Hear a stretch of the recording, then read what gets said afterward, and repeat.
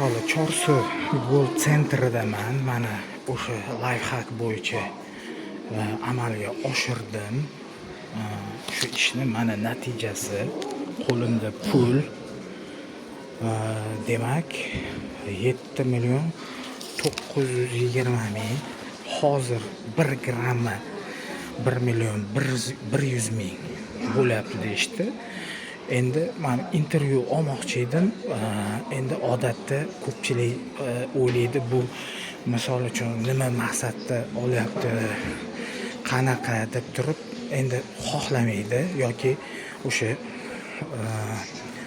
efirga chiqib onlayn chiqishni xohlashmaydi. Shunga men xo'p deb o'zimni nomimdan mana hozir olyapman, natijasini ko'rsatdim. Yana bitta narsaga e'tibor berish kerakligini hozir sizlarga aytib o'taman. Demak, o'sha o'lchatdim, 716 chiqdi. Bitta joyda 715 chiqdi. Endi mana o'sha pogreshность deymiz, pogreshность 001 bo'lsa, misol uchun mana Gold Center Chorsu 0 o'sha misol 01 bo'lsa, u normal holat, plus minus deydi. Lekin o'tgan gal demak rostdan ham o'sha ancha muncha 0.9 pogreshность salkam 1 grammga pogreshность qilishi bu yomon, chunki sababi 1 million 5.000 so'mda. Ha, yana bir narsaga e'tiboringlarni qaratmoqchiman. Misol uchun mana o'tgan safar 3-4 ta buyum bor edi. Men yarmini olib qoldim. Nima qilaman hozir sotib, balki keyin yana ko'tarilar, chunki hozirgi kunda biz bilyapmiz, narx-navo juda ham o'zgaruvchan. Shuning uchun to'g'ri o'ylagan ekanman. Mana hozirgi kundagi narxi 1.100.000. Faraz qiling, 1.500.000 so'mdan sotgan edim. Bundan bir 2 haftalarcha oldin. Mana hozir 1.100.000.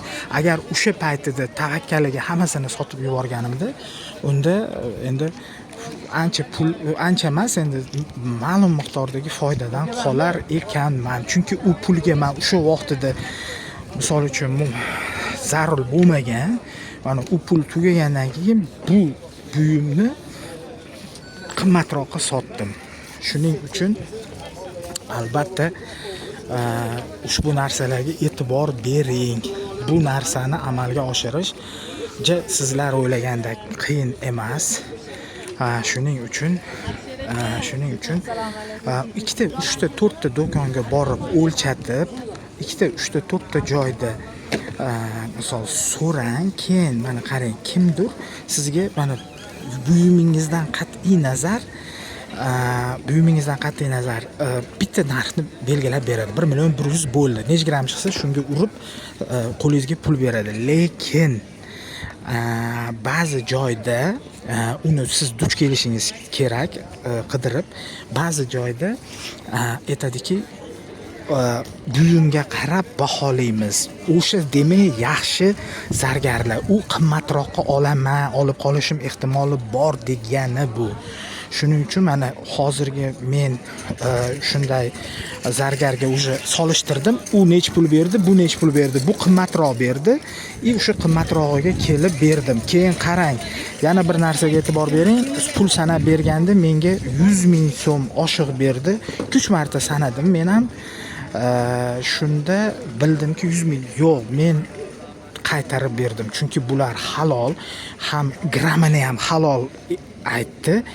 U paytida men tablo ko'rmadim, lekin tanishib olgan zargarim edi. O'tgan gal kelib tanishib ketuvdim.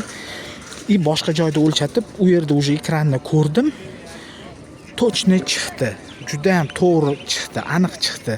Shuning uchun men keyin ushbu men ham haligi nima deydi, pulni olib qindirga solib qochmasdan, o'zi unaqa inson emasman. Joyida qaytarib berdim. chunki halollikka ham e'tibor berish kerak albatta.